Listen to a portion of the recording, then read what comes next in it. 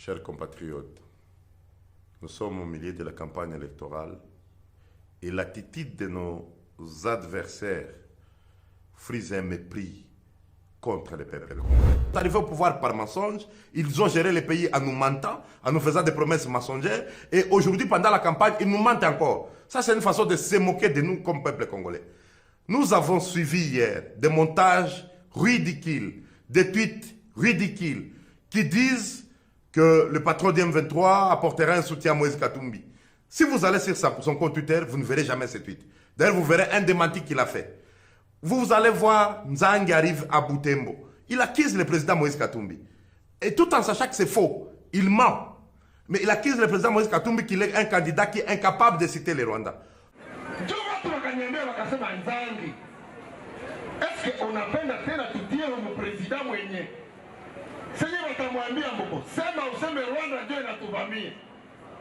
Mnajua kitu kuna watu wenye wakamwambia sema tu jina ya Rwanda ndio inatuvamia.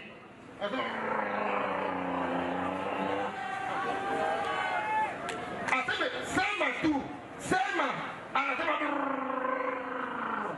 Donc kuprononcer jina ya Rwanda iko nguvu juni Kalomera.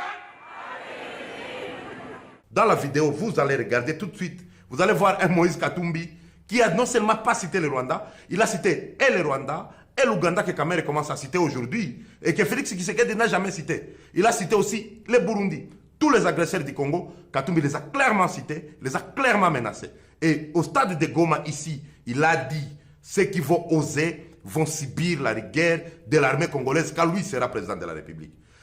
Voilà, mais je ne vois pas comment, en continuant à traiter Paul Kagame ou Yoweri Museveni d'agresseurs, de grands méchants loups, de diables et de tout ce que vous voulez, je ne vois pas comment on peut réussir à obtenir justice et réparation. Mes pensées vont d'abord à la population congolaise. Nous avons de milliers de déplacés, des guerres dans notre pays.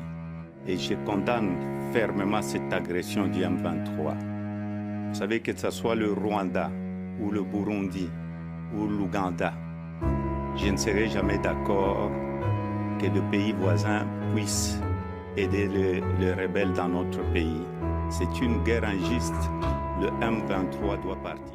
Ces gens ont créé cette guerre du M23 juste pour des calculs électoralistes. Ils n'ont fait pas de discours. Vous êtes en train de voir un candidat sans bilan, sans aucun chiffre, sans aucune projection, juste des insultes, des mensonges. Et il vacille. Ce n'est pas comme un président de la République, en fait. C'est comme quelqu'un qui vient de parachuter, mais qui ne comprend pas. Comment un président peut dire à Bunia que Bunia est en paix, que Bunia est développé? Un président qui dirige le Congo peut dire que Bunia est en paix et Bunia est développé? Sérieux? Alors nous sommes en face de gens qui, et nous sommes leur business.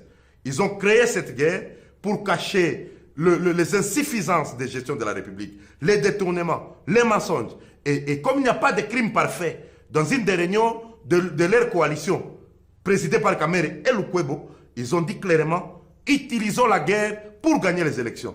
Transmettez au chef de l'État, utilisons la guerre pour gagner les élections. C'est une stratégie. Sachez très bien si aujourd'hui nous arrangeons cette terre, nous gagnons automatiquement les élections, on porte les élections. C'est notre victoire, il faut tenir compte de ça. Alors nous, peuple congolais, nous sommes dans une phase très déterminante de notre pays. Nous sommes dans une phase très déterminante de notre République. Si par malheur, ces gens gagnaient les élections, par malheur je dis, vous allez voir le Makenga à Kinshasa, l'état-major général, vous allez voir le Willy Ngoma à Bukavu, vous allez le voir à Goma. C'est juste une phase, ils sont en train d'amplifier une guerre, la créer comme un scandale, en fait de se faire un discours électoral. Après ils vont plier parce que c'est un deal. Ils vont conjuguer et le Congo va redevenir encore une boucherie humaine comme aujourd'hui. À bon entendeur, un petit mot suffit. Merci.